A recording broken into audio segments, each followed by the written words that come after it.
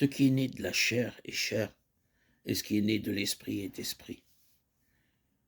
La vie de l'esprit telle que nous la recevons à la nouvelle naissance est la plus grande réalité dont un enfant de Dieu ait à tenir compte dans sa vie pratique. Celui qui est né de Dieu sait qu'il a en lui quelque chose qu'il n'avait pas de naissance. Son tempérament naturel le porterait dans une circonstance donnée à penser de telle et telle façon, à prendre telle ou telle direction. Mais la vie nouvelle qui est en lui prescrit un tout autre chemin. Cette vie d'en haut est quelque chose d'absolument distinct de nous-mêmes. Elle a sa constitution propre, son existence propre, et pourtant elle est en nous. Il y a un vieil homme là, c'est vrai, qui continue à penser et à vouloir. Il n'est pas anéanti, il n'est pas annihilé, mais c'est tout aussi vrai qu'il y a là un homme nouveau, aussi réel que l'autre. Et ces deux hommes ne peuvent jamais s'entendre.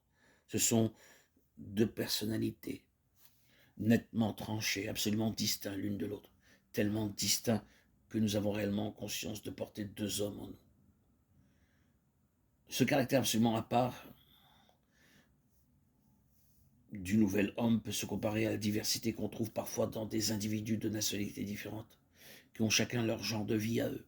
Si vous veniez en Angleterre ou en Écosse, vous observeriez peut-être dans la vie la manière d'être des gens, des choses que vous ne feriez jamais vous-même, mais qui pour eux est tout naturel.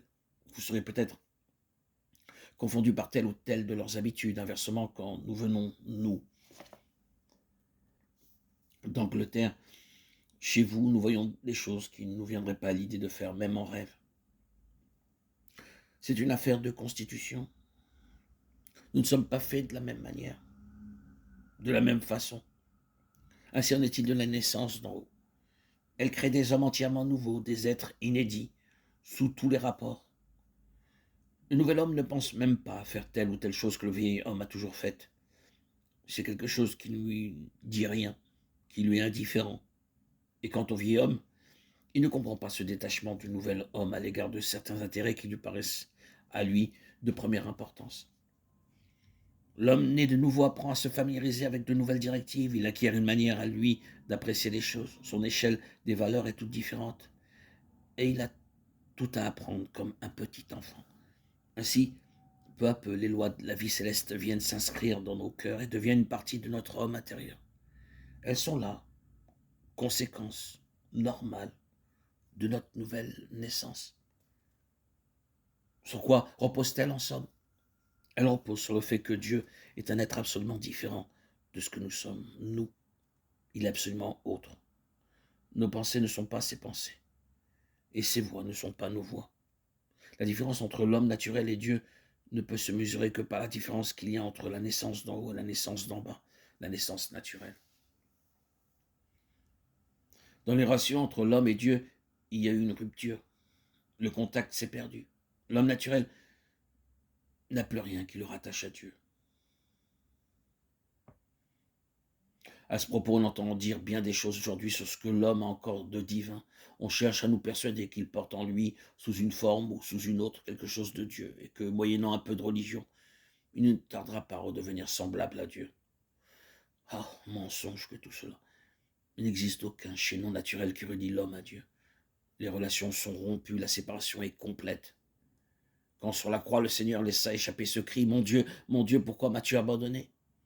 Il était à l'égard de Dieu, en réalité dans la situation qui est la nôtre à tous. C'est le sachant et le voulant qui s'en alla occuper cette place, abandonné de Dieu, que nous nous occupons sans le savoir. Entre l'homme naturel et Dieu, il y a un abîme, c'est un fait. On peut le nier, l'abîme demeure. Quand l'homme devient conscient de son péché, qu'arrive-t-il? Il tombe dans un état terrible provoqué par le sentiment de sa perdition. Ce qui se passe est simplement ceci. L'abîme qui le séparait de Dieu et qu'il ne voyait pas, il le voit maintenant. Une angoisse mortelle le saisit qui bientôt devient insupportable. Il n'y a que le Saint-Esprit qui puisse ainsi nous faire toucher du doigt à quel point nous sommes perdus. Cette crise, que nous connaissons bien par notre propre expérience autant que par le spectacle de l'expérience des autres, est d'une éloquence très significative. Elle nous fournit la preuve la plus irréfutable que la soi-disant continuité de Dieu dans la race est une pure invention humaine.